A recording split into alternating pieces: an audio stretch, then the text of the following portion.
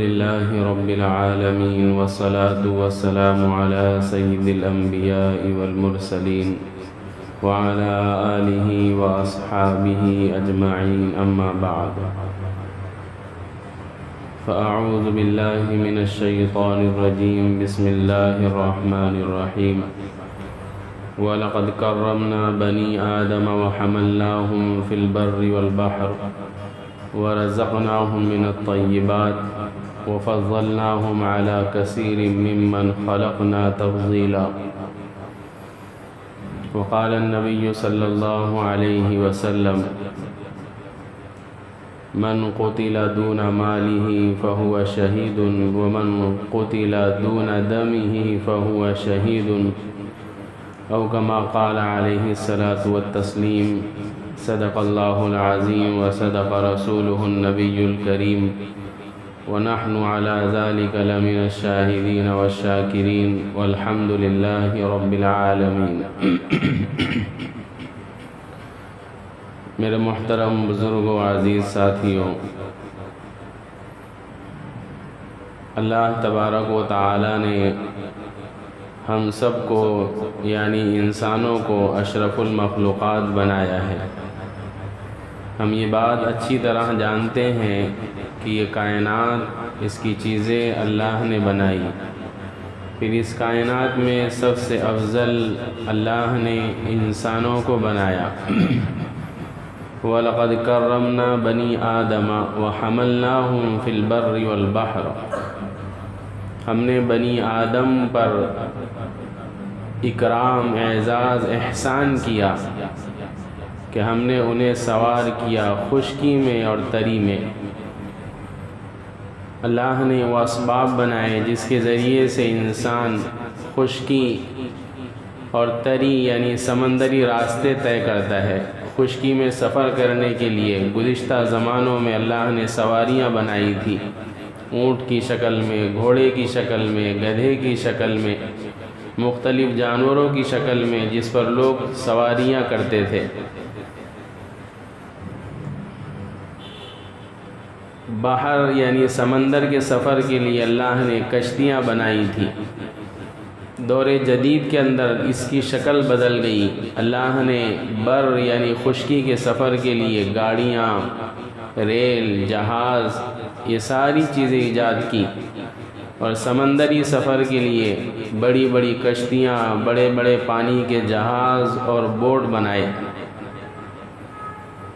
وَرَزَقْنَاهُمْ مِنَ الطَّيِّبَاتِ، اللہ فرماتے ہیں ہم نے انسانوں کو پاکیزہ چیزوں کی روزی عطا کی، اچھی اور عمدہ چیزیں انسانوں کے لیے مقرر کی کہ انسان ان کو کھائے، حلال چیزیں کھائے، حرام سے بچے، پاکیزہ چیزیں کھائے، گندی چیزوں کے کھانے سے بچے۔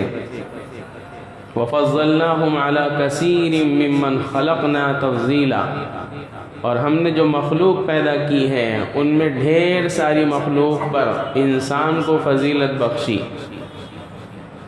چنانچہ مفسرین نے لکھا ہے کہ انسانوں کو، عام فرشتوں پر فضیلت حاصل ہے، حالانکہ فرشتے معصوم مخلوق ہے، اللہ کی نافرمانی نہیں کرتے، لیکن اللہ نے ان میں عقل و شعور رکھا ہے، خواہشات نہیں رکھی۔ جانوروں پر اللہ نے انسانوں کو فضیلت دی اس لیے کہ جانوروں میں خواہشات ہیں، عقل و شعور نہیں، اس لیے جانور اپنی خواہش کہیں بھی پوری کرنے لگتا ہے، اسے یہ عقل ہی نہیں ہے کہ یہ خواہش کو چھپ کر پورا کرنا چاہیے۔ اسی لیے ہم دیکھتے ہیں جانوروں کا حال راستے پر، گلی چوراہے پر، اس لیے کہ ان میں عقل و شعور نہیں۔ بعض مرتبہ چڑیاں ہیں، پرندے ہیں، انسان دیکھ رہا ہوتا ہے اور وہ جانور، وہ چرند اور پرند اپنی خواہشات پوری کر رہے ہوتے ہیں، انہیں کوئی حیا نہیں آتی کہ مجھے کوئی دیکھ رہا ہے، اس لیے کہ ان کے اندر حیا آنے کے لیے جو عقل مطلوب ہے، جو عقل چاہیے، وہ ہے ہی نہیں۔ تو جانور میں، چرند اور پرند میں اللہ نے خواہشات رکھی، عقل و شعور نہیں، وہ والی عقل و شعور جس پر شریعت مرتب ہوتی ہے۔ ویسے سمجھ تو ان میں بھی ہوتی ہے، لیکن اتنی سمجھ نہیں ہوتی جس پر شریعت کے احکام لاگو ہو جائے۔ جیسے باولا پاگل آدمی ہے، مجنون دیوانہ ہے، شریعت کے احکام اس پر لاگو نہیں ہوتے، لیکن بعض مجنون ایسے رہتے کہ ان کو سمجھتا ہے کہ یہ پاخانہ ہے، یہ کھانا ہے، لیکن اتنا نہیں سمجھتا ان کو کہ جس کی وجہ سے ان پر نماز، روزہ، صدقہ، زکوٰۃ، حج، دین کے احکام لاگو ہوں۔ تو بہرحال فرشتے، انسان، جانور، ان تینوں میں اللہ کے نزدیک زیادہ معزز، زیادہ مکرم انسان ہے، لیکن عام فرشتوں میں، اس لیے کہ اللہ کے جو خاص فرشتے ہیں، جبرائیل علیہ السلام، اسرافیل علیہ السلام، یہ سارے فرشتے عام انسانوں سے افضل ہیں۔ میکائیل علیہ السلام، ہاں یہ انبیاء سے افضل نہیں ہے، خاص انسان یعنی انبیاء علیہم السلام دنیا میں بسنے والے تمام انسانوں سے، اللہ کے پیدا کردہ تمام فرشتوں سے سب سے زیادہ افضل کوئی لوگ ہوتے ہیں تو وہ انبیاء علیہم السلام کی ذات ہوتی ہے۔ تو بہرحال اللہ نے بنایا تمام مخلوقات میں افضل اعلیٰ انسان کو۔ وجہ فضیلت کیا ہے؟ کیوں بنایا؟ انسان دوسری مخلوق سے کیوں افضل ہے؟ علماء نے اس کی وجہ لکھی ہے کہ جیسے فرشتے میں عقل و شعور ہے، خواہشات نہیں، جانوروں میں خواہشات ہیں، عقل نہیں، انسان میں اللہ نے دونوں کر دیے۔ انسان میں اللہ نے عقل اور شعور بھی رکھی ہے اور خواہشات بھی رکھی ہے۔ اب کامیاب انسان وہ کہلاتا ہے جو اپنے عقل سے حق کو پہچانے اور اپنے تقاضوں کو حق کے مطابق پورا کرے۔ جیسے ایک آدمی کو مارکیٹ میں علل اعلان سب کے سامنے عورت کے ساتھ ہم بستری کرنے سے کوئی روکنے والا نہیں ہے، لیکن انسان اپنی بیوی سے خواہش بند کمرے میں پوری کرتا ہے۔ کیوں؟ اس کی عقل اسے کہتی ہے کہ یہ کام چھپ کر کرنے کا ہے، اپنی خواہش چھپ کر ادا کرنے کا ہے۔ تو انسان میں اللہ نے عقل بھی رکھی، خواہشات بھی رکھی، دوسری مخلوق میں یہ نہیں رکھا، اس لیے انسان کو اللہ نے دوسری مخلوق سے افضل قرار دے دیا۔ پھر مفسرین نے اور ڈھیر ساری وجوہات لکھی ہے، اس لیے کہ انسان تمام مخلوقات میں اللہ کی، انسان ہی ہے وہ جو ہاتھ سے کھانا کھاتا ہے۔ باقی سارے جانور، فرشتے تو کھانا کھاتے ہی نہیں، ان کو بھوک ہی نہیں لگتی، خواہشات ہی نہیں ہے ان میں، اللہ نے یہ ساری چیزوں سے پاک رکھا۔ تو بچے جانور، چرند اور پرند سب کو دیکھ لو، سب منہ سے کھاتے، گائے ہے منہ سے کھا رہی ہے، کتا ہے منہ سے کھا رہا ہے، طوطا ہے منہ سے کھا رہا ہے، سب منہ لگا کر کھاتے۔ انسان کیسے کھاتا؟ ہاتھ سے۔ ایسے ہی انسان کو اس لیے بھی فضیلت ہے کہ انسان مرکبات کھاتا ہے، مفردات نہیں۔ مفردات کا مطلب یہ ہے کہ جو راو مٹیریل مارکیٹ میں ملتا وہ ایسے نہیں کھا لیتا ہو، دوسرے جانور کھا لیتے۔ چڑیوں کو دانہ ڈالو کچے چاول کھا لے گی، بکری کے سامنے گھاس سبزی ڈالو کھا لے گی، شیر کے سامنے گوشت ڈالو کھا لے گا۔ تو تمام جانور مفردات کھا لیں گے۔ انسانوں کو بولو کہ کرانے کی دکان پہ جا کر 1 کلو چاول لے اور کھا لے، کھائے گا؟ ویسے نہیں کھائے گا، اس کو پکا کر کھائے گا۔ میں گوشت کی دکان پر جا، گوشت لے پاور اور ویسے کھا لے، کھائے گا کوئی؟ نہیں کھائے گا، اس کو پکا کر کھائے گا۔ مرکبات، اس میں مسالہ ڈالے گا، پانی ڈالے گا، تیل ڈالے گا، دوسری چیزیں ڈالے گا، اب وہ ساری چیزیں مل کر بنی، اب کھایا۔ تو یہ انسان کو فضیلت ہے۔ دنیا کے اندر آپ تمام مخلوقات کو دیکھ لے، کوئی پکا کر نہیں کھاتا، ایسے بنا کر نہیں کھاتا، جس کو جو مل جاتا منہ سے ویسے کھانا شروع کر دیتے۔ تو انسان کی وجہ فضیلت ہے کہ یہ بھی ہے، اور ڈھیر ساری ہے۔ تو اللہ نے انسانوں کو دوسری چیزوں پر، دنیا کی تمام چیزوں پر فضیلت عطا فرمائی ہے۔ یہ خوشی کا مقام ہے میرے اور آپ کے لیے پھر قرآن جو ہم سب کے لیے ہدایت کی کتاب ہے، اس میں اللہ جگہ جگہ ارشاد فرماتے ہیں کہ دیکھو ہم نے تم کو تو سب سے افضل اعلیٰ بنایا ہے، لیکن یہ کائنات میں غور کرو گے تو کائنات کی ساری چیزیں تمہارے لیے بنائی ہیں۔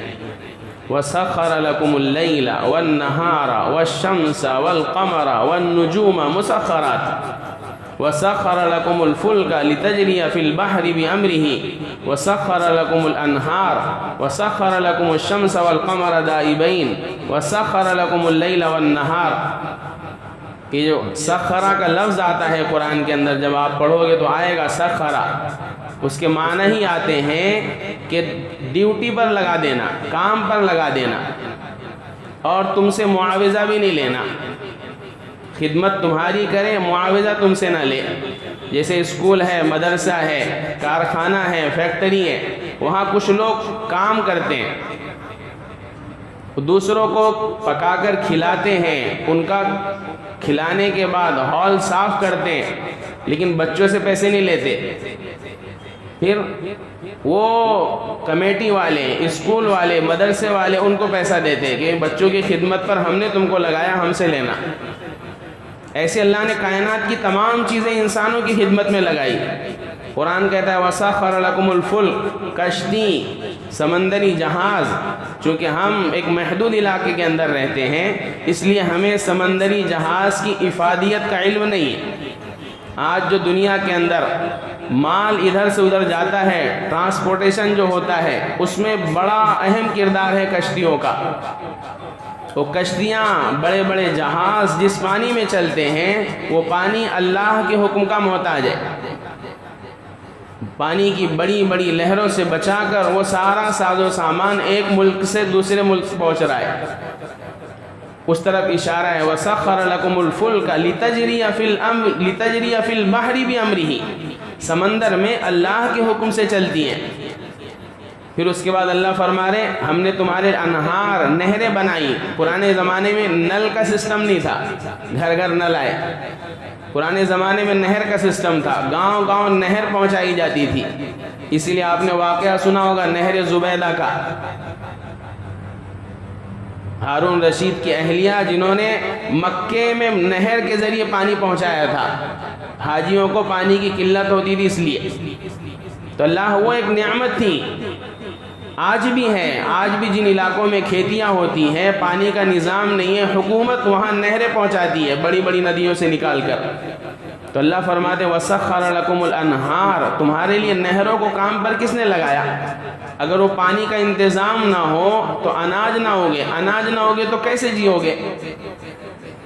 پھر اس کے بعد وَسَخَّرَ لَكُمُ الشَّمْسَ وَالْقَمَرَ دَائِبَيْنِ، سورج کو، چاند کو ہم نے نکالا۔ سورج دن میں نکلتا ہے، چاند رات میں نکلتا ہے۔ دائبین، ایک دو دن کے لیے نہیں، مسلسل کام پر لگے ہوئے، اور ایسے کام پہ لگے ہوئے ہیں کہ کائنات جب سے بنی ہے تب سے اب تک ایک منٹ کی تاخیری نہیں ہوئی۔ منٹ تو زیادہ ہو گیا، ایک سیکنڈ سورج تاخیر نہیں ہوا کبھی کہ روز چل رہے، آج بہت تھک گئے تھوڑا رک جاتے۔ وَسَخَّرَ لَكُمُ الشَّمْسَ وَالْقَمَرَ دَائِبَيْنِ وَسَخَّرَ لَكُمُ اللَّيْلَ وَالنَّهَارَ، رات اور دن بھی بنا دیا تاکہ تم اس میں آرام کرو۔ اس کے بعد فرمایا اللہ نے اتنی نعمتیں دی ہے وَإِن تَعُدُّوا نِعْمَةَ اللَّهِ لَا تُحْصُوهَا، اگر تم اللہ کی نعمتیں گننے لگو تو گن نہیں سکتے۔ تو جگہ جگہ اللہ نے میرے اور آپ کے لیے، ساری انسانیت کے لیے، کائنات میں جو فائدے کی چیزیں بنائی ہیں، بلکہ ساری کائنات انسانوں کے لیے بنائی ہے، اس کو اللہ نے گنایا ہے، یاد کرایا ہے۔ وَسَخَّرَ لَكُم مَّا فِي السَّمَاوَاتِ وَمَا فِي الْأَرْضِ جَمِيعًا مِّنْهُ، ایک جگہ قرآن کہتا ہے سَخَّرَ لَكُم مَّا فِي السَّمَاوَاتِ وَمَا فِي الْأَرْضِ، آسمانوں میں جو ہے، زمین میں جو ہے، سب تمہارے کام کے لیے بنایا۔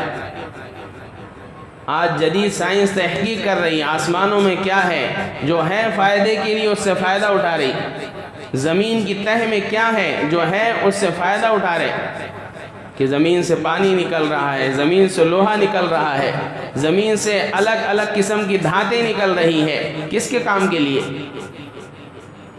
کس کے کام کے لیے؟ کون سی دنیا کی مخلوق ان چیزوں سے فائدہ اٹھا رہی ہے؟ کوئی نہیں سوائے انسانوں کے۔ اسی لیے اللہ نے یہ نعمتیں، پھر اس کے بعد خلق لکم ما فی الارض جمیعا، کائنات کی تمام چیزیں انسانوں تمہارے لیے بنائی ہے۔ جب یہ بات سمجھ میں آ گئی کہ اللہ قرآن کے اندر ایک بار نہیں بار بار یہ بات بتلا رہے ہیں کہ یہ کائنات کی تمام چیزیں ہم نے تمہارے لیے بنائی ہے، تمہارے سے اس کی کوئی فیس بھی نہیں لی، تو پھر کیا مقصد ہے؟ ایک ہی ڈیمانڈ ہے اللہ کی، ایک ہی مطالبہ ہے کہ کائنات کی تمہاری ساری چیزیں تمہارے لیے بنائی، بس تم میرے بن جاؤ۔ تم کو میرے لیے بنایا۔ تم کو کس کے لیے بنایا؟ اللہ فرماتے صرف اپنے لیے۔ ایک حدیث میں بھی ہے کہ دنیا کی ساری چیزیں تمہارے لیے بنائی اور تم کو اپنے لیے بنایا کہ تم میرے بن جاؤ، میرے علاوہ کسی کے مت بنو، چیزوں کے نہیں، اپنے آقاؤں کے نہیں، کسی کے نہیں۔ اسی لیے اگست کا مہینہ چل رہا نا، مناسبت بھی پیدا ہو جائے گی، اس لیے کہ ہندوستان میں، پڑوس کے ملک میں جب پاکستان آزاد نہیں ہوا تھا، سارے متحدہ ہندوستان نے مل کر ایک آزادی حاصل کی تھی۔ یہ لفظ آزادی جو ہے یہ اللہ کو بڑا محبوب عمل ہے۔ آزادی سب سے زیادہ محبوب اللہ کو انسانوں کی آزادی ہے۔ اسی لیے جس کسی زمانے میں جس کسی نے انسانوں کو غلام بنایا تو اللہ کی رحمت کو جوش آیا، پھر اللہ نے کبھی نبیوں کے ذریعے، کبھی بادشاہوں کے ذریعے، کبھی اپنے محبوب بندوں کے ذریعے انسانوں کو غلامی کی زنجیروں سے نکال کر آزاد کیا۔ مشہور واقعہ، موسیٰ علیہ السلام کو اللہ نے مبعوث کیوں کیا؟ بنی اسرائیل یعقوب علیہ السلام کی اولاد ہے، مصر میں یوسف علیہ السلام کے زمانے سے آباد ہے، صدیاں گزر گئیں، حالات کروٹ لی بنی اسرائیل کی بدعملی کی وجہ سے۔ اللہ نے فرعون مصر کے بادشاہ کو مسلط کیا، پھر اس کا تذکرہ اللہ نے قرآن میں کیا ہے کہ وہ فرعون بادشاہ کیا تھا، وہ بنی اسرائیل پر سخت ظلم کیا کرتا تھا، اور سب سے بڑا ظلم جو فرعون کا تھا وہ یہ تھا کہ پورے بنی اسرائیل جن کی تعداد علماء نے لکھی ہے تقریباً 6.5 لاکھ، وہ 6.5 لاکھ کی آبادی مصر کے اندر پوری کی پوری مکمل فرعون کے غلام بن چکی تھی، اور اتنی خطرناک غلام کہ فرعون کے خلاف ایک لفظ بھی کوئی کھولنے کو تیار نہیں تھا، ایک لفظ بولنے کو کوئی تیار نہیں تھا، اس لیے کہ جو بولتا وہ قید میں جاتا یا مر جاتا۔ اللہ نے دیکھا، اللہ کی رحمت کو جوش آیا، اگرچہ یہ بنی اسرائیل نافرمان ہے میری، اس نے نبیوں کو قتل کیا، نبیوں کو ناحق مارا، نبیوں کی بات نہیں مانی، لیکن اب دوسرے انسانوں نے ان پر بڑا جرم یہ کر دیا کہ ان کو غلام بنا لیا، اور میں یعنی اللہ، مجھے انسانوں کی غلامی پسند نہیں ہے کہ ایک انسان دوسرے انسان کی غلامی کرے، اور مجھے یہ بھی پسند نہیں ہے کہ کوئی دوسرا انسان کسی دوسرے کو اپنا غلام بنائے۔ چنانچہ پھر اللہ نے اپنی قدرت کو حرکت دی اور موسیٰ علیہ السلام کی پیدائش کا انتظام کیا، اور جو ظالم اور جابر تھا اسی کے گھر میں پرورش کر کے بتایا۔ موسیٰ علیہ السلام کی پرورش ہوئی، جوان ہوئے، ابھی نبوت نہیں ملی، لیکن نبوت کا خمیر، اندر کا ضمیر وہ اللہ نے بنایا تھا نبیوں والا۔ تو دیکھتے تھے کہ پوری بنی اسرائیل، پوری کی پوری قوم غلام بنی ہوئی ہے۔ واقعہ مشہور ہے، دوپہر کے وقت بازار میں گئے، 2 لوگوں کو لڑتے دیکھا تو پوچھا نہیں کون حق پر ہے کون ناحق پر ہے، معلوم تھا کہ یہ بنی اسرائیلی ہے اور یہ فرعونی ہے، فرعونیوں کا دور چل رہا ہے تو یہی ظالم ہوگا۔ آپ پڑھا کرو، قرآن پڑھا کرو، قرآن کے واقعات پڑھا کرو، ہدایت ملے گی، سمجھ پیدا ہوگی۔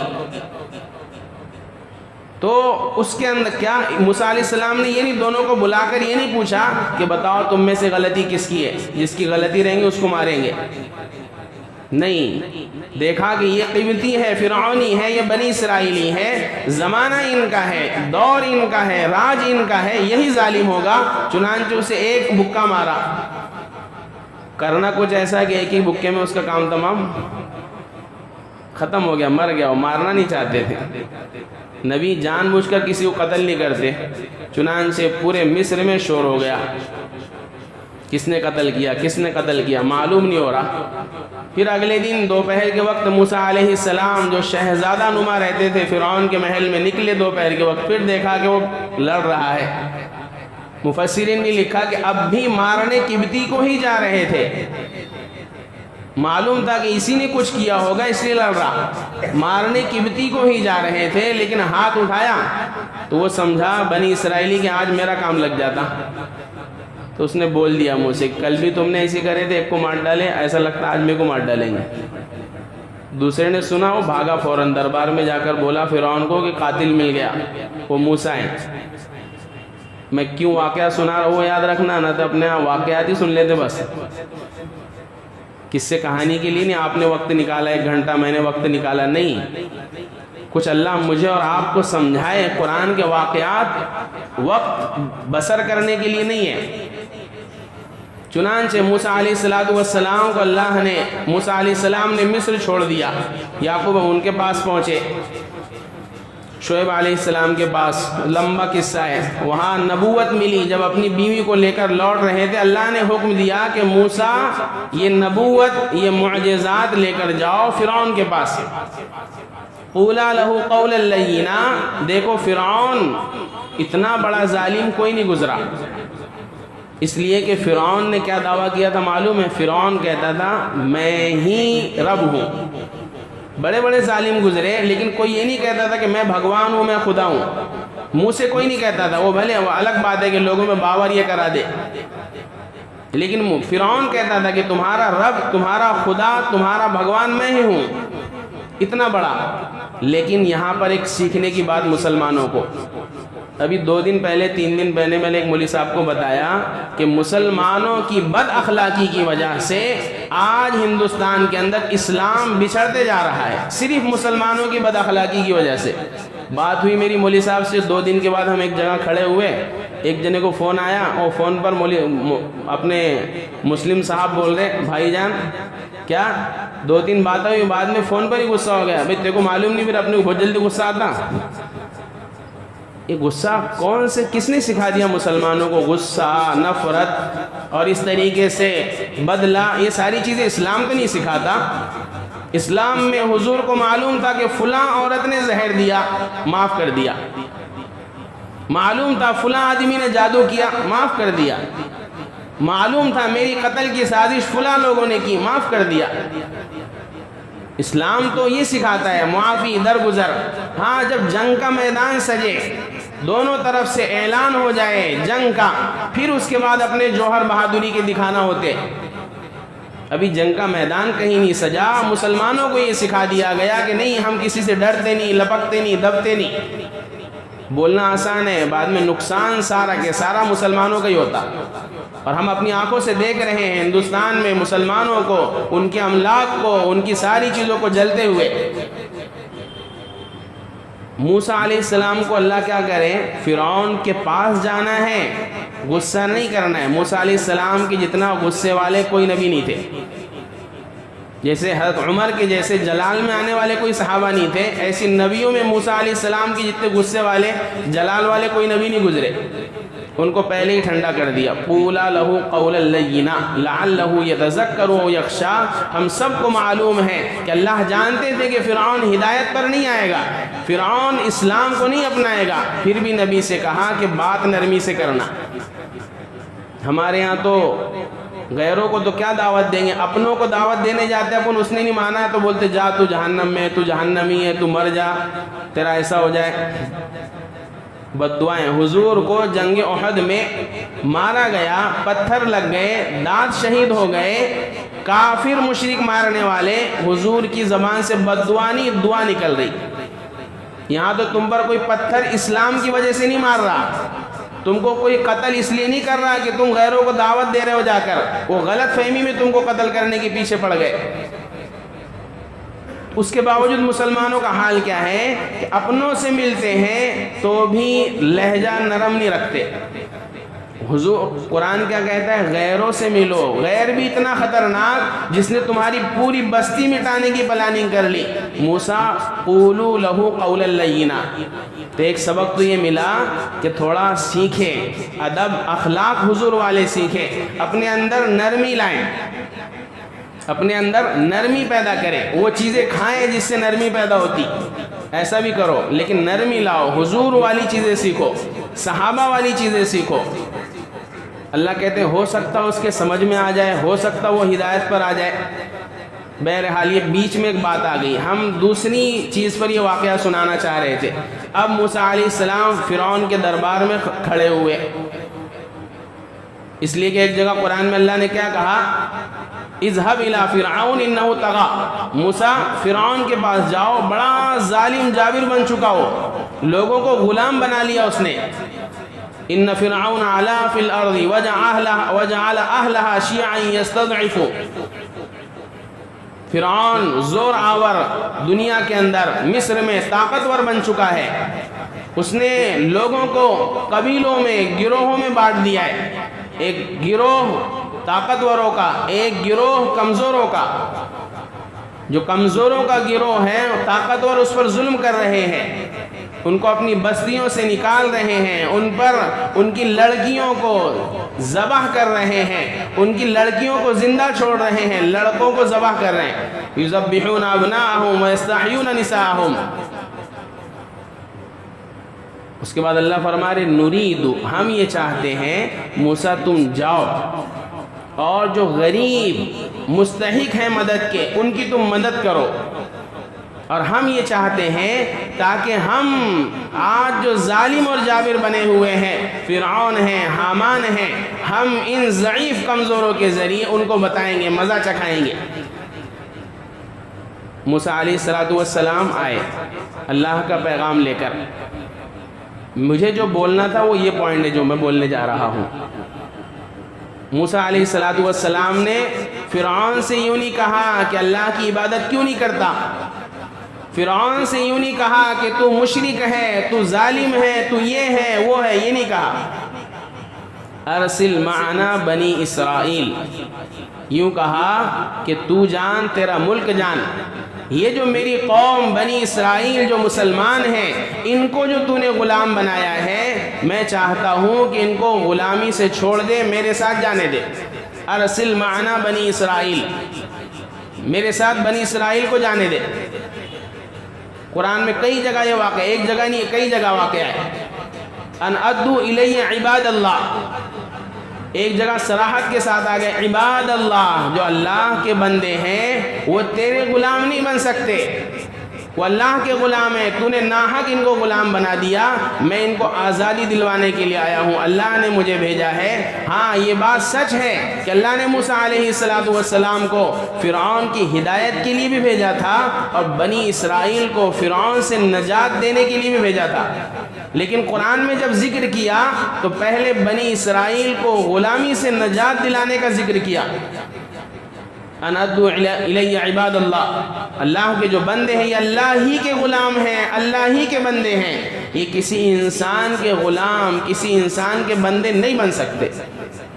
چنانچہ پھر پورا واقعہ کہ اللہ نے کس طریقے سے بنی اسرائیل کو فرعونیوں سے نجات دی اور غلامی سے نکالا. یہ تو گزشتہ زمانے کے واقعات. پھر میرے اور آپ کے آقا حضرت محمد صلی اللہ علیہ وسلم تشریف لائے دنیا میں. دنیا کا کیا نقشہ تھا؟ جس وقت حضور کو نبی بنا کر بھیجا گیا تھا ہر اعتبار سے دنیا تاریکیوں میں جا چکی تھی.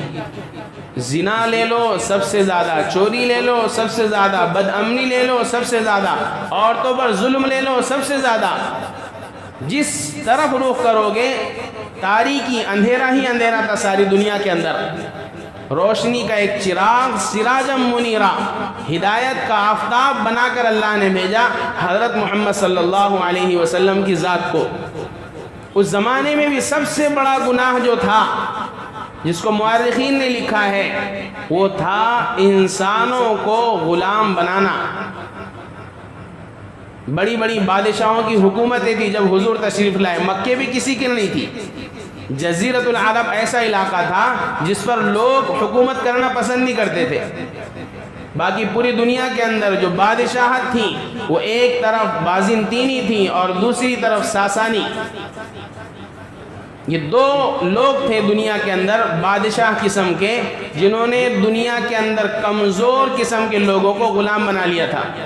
اور آج جیسے ہمارے اکولا میں اتوار کے دن جانوروں کا بازار لگتا نا، مرغیاں الگ بک رہی ہیں، جانور الگ بک رہے ہیں، خوبصورت جانور الگ بک رہے ہیں، بکرے الگ بک رہے ہیں. یہی حالت تھی حضور کے زمانے میں جب انسانوں کی منڈیاں لگتی تھی. کالی عورتیں الگ بک رہی ہیں، گولی عورتیں الگ بک رہی ہیں، کم عمر والی الگ بک رہی ہیں، زیادہ عمر والی الگ بک رہی ہیں، مزدور غلام انسان کام کرنے والے الگ بک رہے ہیں، دوسرے الگ بک رہے ہیں. انسانوں کی تجارت ہوا کرتی دنیا کے اندر جس وقت حضور تشریف لائے. تو آپ کی بعثت کے مقاصد میں سے ایک مقصد یہ بھی ہے کہ دنیا کو شرک سے بچانا، اور ایک بڑا مقصد یہ بھی ہے کہ دنیا میں بسنے والے انسانوں کو غلامی کی زنجیروں سے نکالنا، ان کو آزادی کا خواب دکھانا، ان کو آزادی کا حق دلانا. چنانچہ آپ اسلامی تاریخ پڑھو گے تو آپ کو ملے گا قرآن پڑھتے جاؤ اور آزادی دیکھتے جاؤ. وآت المال على حبه ذوي القربى واليتامى والمساكين وابن السبيل والسائلين وفي الرقاب. قرآن نے اولئک هم الصادقون کے ذریعے تعریف کی، اولئک هم المتقون کے ذریعے تعریف کی ہے کہ ہم بتائیں تم کو متقی لوگ کون ہیں اللہ کی نگاہ میں. پھر ان کی صفات بیان فرمائی، وہ ہیں جو نیکی کرتے ہیں، اللہ کے راستے میں خرچ کرتے ہیں، اپنے رشتہ داروں کو دیتے ہیں، ان کا حق دیتے ہیں. اس کے بعد فرمایا جو غلام باندیاں ہیں ان کو اپنے پیسوں سے خرید کر آزاد کرتے ہیں. یہ ہے متقی. چنانچہ مشہور واقعہ ابو بکر صدیق کیا کرتے تھے، جو تجارت کے ذریعے مال جمع ہوتا مکے کے اندر، اس مال سے جب دیکھا کہ حضور کو غلام آزاد کرنا بڑا پسند ہے، بلکہ اللہ کو غلام آزاد کرنا بڑا پسند ہے، تو حضرت ابو بکر صدیق رضی اللہ عنہ اپنا محنت سے کمایا ہوا مال اس کے ذریعے انسانوں کو خرید کر آزاد کر دیتے. دوسرے لوگ کیا کرتے، خرید کر غلام بنا لیتے، اپنے کام کاج کراتے. یہ کیا کرتے، خرید کر آزاد کر دے. اسی میں سے حضرت بلال بھی ہے، غلام خریدا آزاد کر دیا کہ اب تمہیں آزادی مل گئی، جو چاہو کرو. قرآن نے جگہ جگہ اس کو، چنانچہ قرآن کے اندر احکامات ہیں، ناحق قتل نہیں کرنا، زہار نہیں کرنا، جھوٹی قسم نہیں کھانا. احکامات بہت سارے، زنا نہیں کرنا، اس میں سے ایک حکم ہے ناحق قتل نہیں کرنا. چنانچہ اگر غلطی سے جان بوجھ کر قتل کیا، اسلامی عدالت ہے، اسلامی حکومت ہے، تو اس کی سزا یہ ہے کہ پھر قصاص میں اس کو بھی قتل کر دو. خطا غلطی سے ہو گیا، نشانہ لگایا تھا پرندے کی طرف، بیچ میں یہ آ گیا، گولی اس کو لگ گئی، تیر اس کو لگ گیا. وَمَنْ قَتَلَ مُؤْمِنًا خَطَأً فَتَحْرِيرُ رَقَبَةٍ مُؤْمِنَةٍ. قرآن دیکھو کتنا اچھا پیرایا کہ تم نے غلطی سے کسی مسلمان کو قتل کر دیا تو کیا کرو، کفارے کے طور میں غلام آزاد کر دو. اگر آزادی اسلام کو پسند نہیں ہوتی تو قرآن آزادی کا لفظ نہیں لاتا، یوں کہتا ہے کہ کچھ اور کر دو، جانور ذبح کر دو، پیسے خرچ کر دو. نہیں، سب سے پہلے فرمایا تحریر رقبہ. احرار کے معنی آتے ہیں آزادی، غلام آزاد کر دو، تمہارا کفارہ ادا ہو جائے گا، تمہارا گناہ مٹ جائے گا. زہار کہتے ہیں، زہار ایک حکم ہے جو ہمارے یہاں معلوم نہیں کسی کو.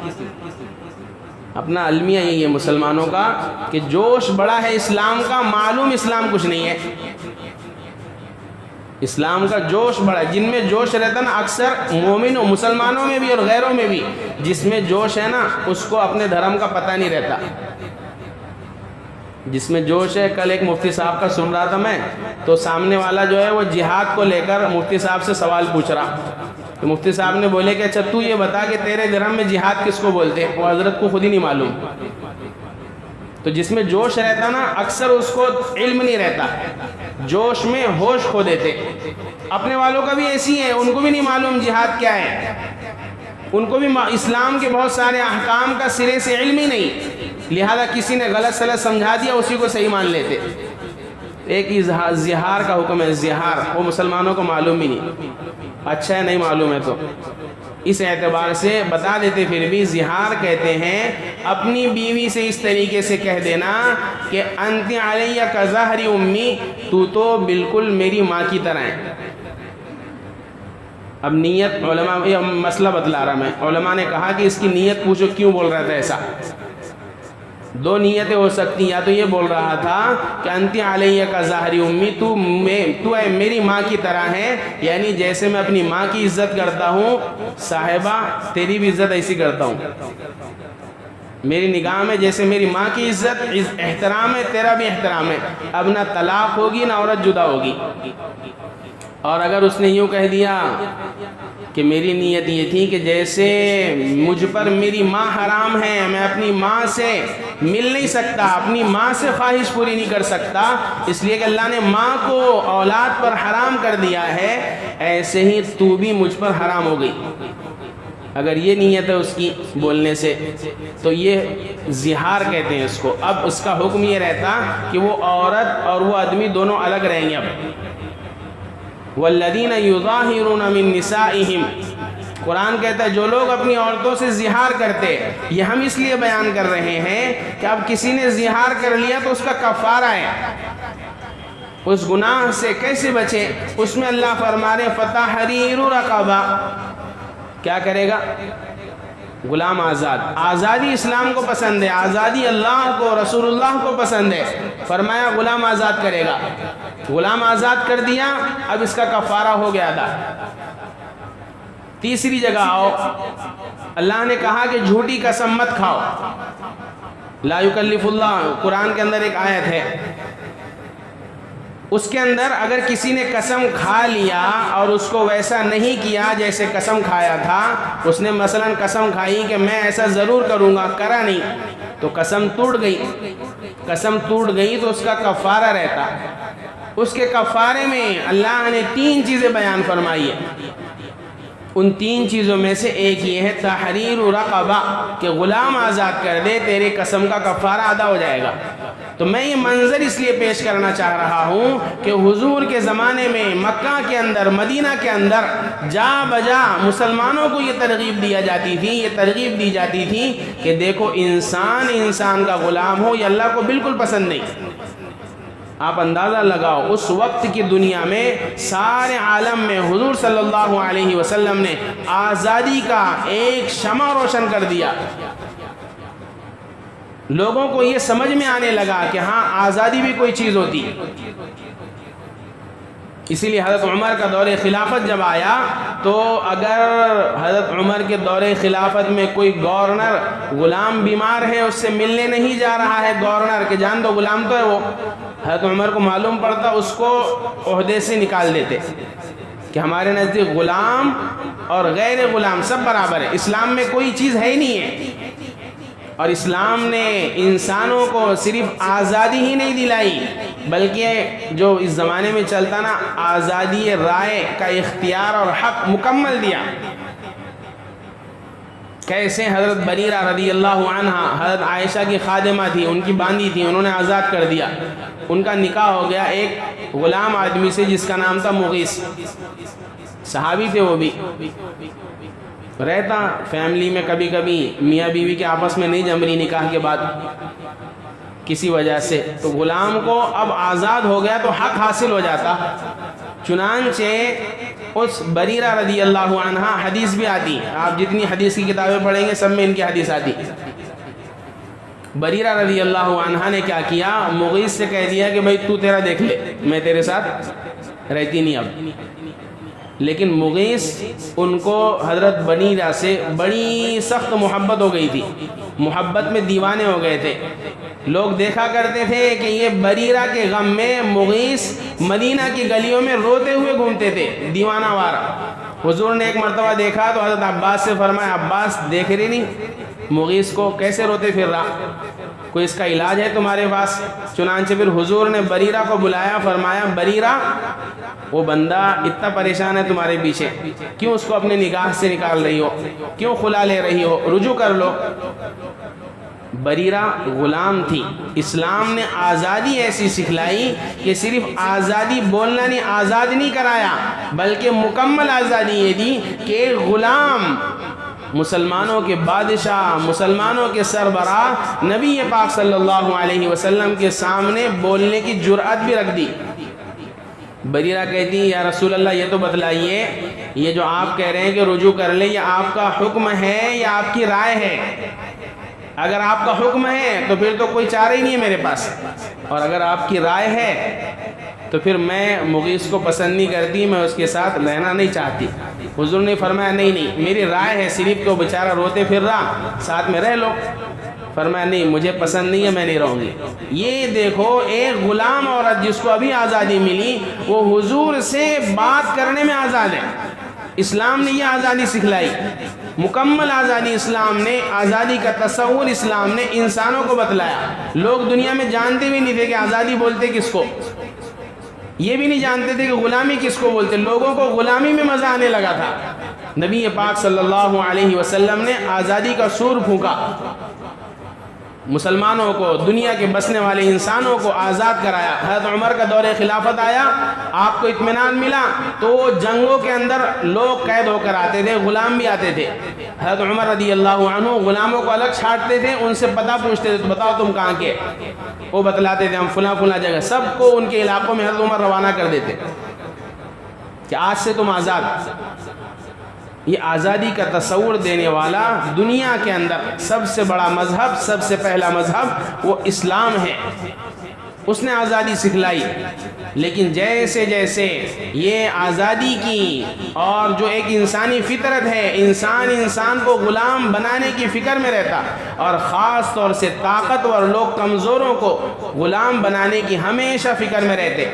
اسی سے آپ کو واقع یاد ہوگا قادسیہ کی جنگ چل رہی ہے، بڑی بھیانک جنگ. اس جنگ کے اندر مسلمانوں نے، وہ جنگ حضور کے بعد حضرت عمر کے زمانے کی ایسی تھی جیسے حضور کے زمانے میں بدر تھی. جیسے بدر میں مسلمانوں کے کلیجے منہ کو آ گئے تھے، کیونکہ اسباب سامان کچھ نہیں تھا، محض اللہ کی مدد تھی.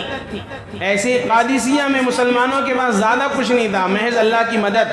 حضرت عمر دارالخلافہ مدینہ میں رہ کر دعاؤں کے ذریعے مسائل حل کرا رہے.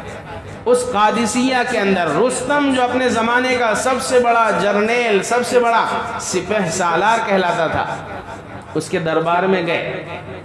سب کو معلوم ہے، ہم نے بھی کئی مرتبہ عرض کیا، ہاں اس چکر میں نہیں رہتے تھے صحابہ ہینڈسم دکھوں گا، بال اچھے دکھیں گے، گال اچھے دکھیں گے اور پیر اچھے، یہ ساری چیزیں نہیں تھیں.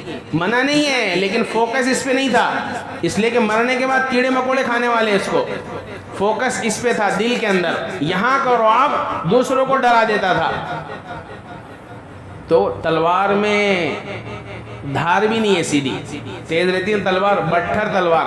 بدن پر کپڑے کئی دنوں کی وجہ سے، گرد غبار لگنے کی وجہ سے میلے ہو گئے. تلوار لٹکی ہوئی ہے، رستم کے دربار میں جا رہے سفیر بن کر. اس نے بلاؤ، آؤ ڈسکس کرتے، بات کرتے، کیا مسئلہ ہے تمہارا، کیوں جنگ لڑ رہے. وہ گئے، تلوار لٹکی ہوئی، اس کے قالین چیرتے ہوئے جا رہے. لوگوں نے روک دیا کہ نہیں، ہمارے ہاں بادشاہ سے بات نہیں کر سکتے، جو سپہ سالار ہے اس سے بات نہیں کر سکتے، ہم کو بولو، ہم پہنچائیں گے اوپر. ربیع بن عامر نے کہا اگر تم پہنچائیں گے تو رہنے دو، میں جا رہا، کل دیکھ لیں گے پھر میدان میں. انہوں نے جا کر بتلایا کہ وہ تو تم سے ہی بات کرنا چاہتے ہیں. فرمایا ٹھیک ہے بھیجو اس کو. ربیع بن عامر رضی اللہ عنہ پہنچے تو کیا کیا ان لوگوں نے، سپہ سالار کے لیے کرسی لگائی اور ان کو کہا تم نیچے بیٹھ کر باتیں کرو. کہا نہیں، یہ چیز اسلام نہیں سکھاتا اونچ نیچ. بات کروں گا تو تمہارے سامنے آمنے سامنے بیٹھ کر بات کروں گا، نہیں بات کرنی ہے تو میں جا رہا. اس نے کہا نہیں اچھا ٹھیک ہے بات کرو.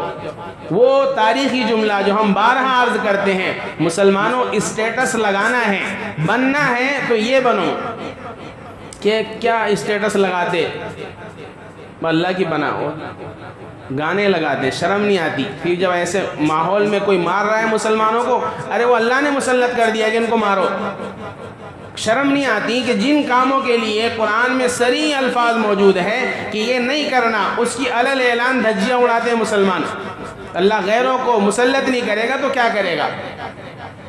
ربیع بن عامر فرماتے ہیں بات کرنے لگے کہ بتلاؤ کیوں آئے؟ تو ذرا سا روابنی سپہ سالار کا، وقت کے سب سے بڑے سپہ سالار کا، کہنے لگے بات سنو، اللہ ابتعثنا، ہم آئے ہوئے نہیں ہیں، ہم مسلمانوں کی جماعت وہ ہیں جس کو اللہ نے مبعوث کیا ہے، چن کر بھیجا ہے۔ کیوں؟ لنخرج العباد من عبادت العباد الى عباد اللہ وحدہ، اس لیے بھیجا ہے، وہ تاریخی جملہ، تاکہ ہم انسانوں کو انسانوں کی غلامی سے نکال کر ایک اللہ جو وحدہ لا شریک لہ ہے اس کی غلامی میں لائے۔ ہمارے دنیا میں آنے کا مقصد یہ ہے۔ یہاں رک کر میں آپ سے اور خود اپنے آپ سے پوچھتا ہوں، ہندوستان میں مسلمانوں کو کوئی کہتا ہے 800 سال حکومت کی، کوئی کہتا ہے 70 سال سے رہ رہے ہیں آزادی کے بعد، بتاؤ تم اور میں کبھی کسی غیر مسلم سے، ایمان والے سے اس نیت کے ساتھ ملتے ہیں کہ اللہ نے مجھے بھیجا ہے انسانوں کی غلامی چھوڑو؟ نہیں، کوئی نہیں۔ تجارت کی نیت سے ملتے ہیں، بھئی کیوں مل رہے غیروں سے؟ بھئی ان سے کچھ فائدہ ہو جائے گا۔ کیوں مل رہے غیروں سے؟ بھئی وہ سامان سستے میں دے رہے، صرف اپنا فائدہ دیکھتے ہیں۔ اللہ نے جس مقصد کے لیے چنا وہ بالکل غائب ہے۔ اور ربیع بن عامر نے ہر نوجوان کو بتلایا کہ یہ ہے تمہارا مقصد دنیا میں آنے کا، کہ اللہ نے تمہیں بھیجا ہے۔ کیوں؟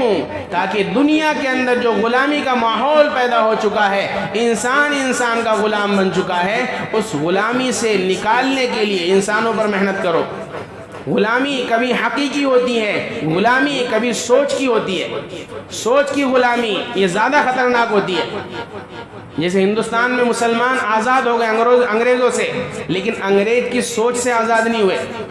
اس لیے انگریز کی لباس سے نفرت نہیں، انگریز کی چیزوں سے نفرت نہیں، انگریز کے طور طریقے، عادات، اطوار سے نفرت نہیں۔ غیروں سے لڑائی جھگڑا سب کچھ کرنے کو تیار ہیں، لیکن ان کے طریقوں سے نفرت نہیں۔ اپنی نکاح، اپنے بیاہ، اپنے رسم و رواج ان کے طریقوں پر کرتے ہیں۔ پتہ چلا کہ ذہنی غلامی ہے، کہ ہم کو یہ طریقہ پسند ہے، اسلام کا نہیں۔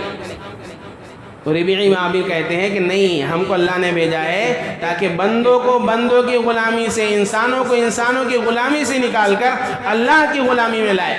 ہم نے شروع میں عرض کیا تھا کہ جب انسان انسان کے غلام بنتے ہیں، اللہ کی رحمت جوش میں آتی ہے، اللہ پھر انسانوں کو منتخب کرتے ہیں کہ جاؤ ان کو آزادی دلاؤ۔ اور فرمایا ہم اس لیے آئے ہیں تاکہ مذاہب والوں نے جو دنیا میں ظلم کر رکھے ہیں، ان مذاہب کے ظلم سے نکال کر اسلام کے عدل اور انصاف کی طرف تم کو لائیں۔ وَمِن جَوْرِ الْأَدْيَانِ إِلَىٰ عَدْلِ الْإِسْلَامِ وَمِن ضِيقِ الدُّنْيَا إِلَىٰ سَعَتِهَا، دنیا کی تنگیوں سے، اونچ سے، نیچ سے، ذات سے، پات سے، ان سب سے نکال کر ہم تم کو دنیا کی وسعتوں میں لائے۔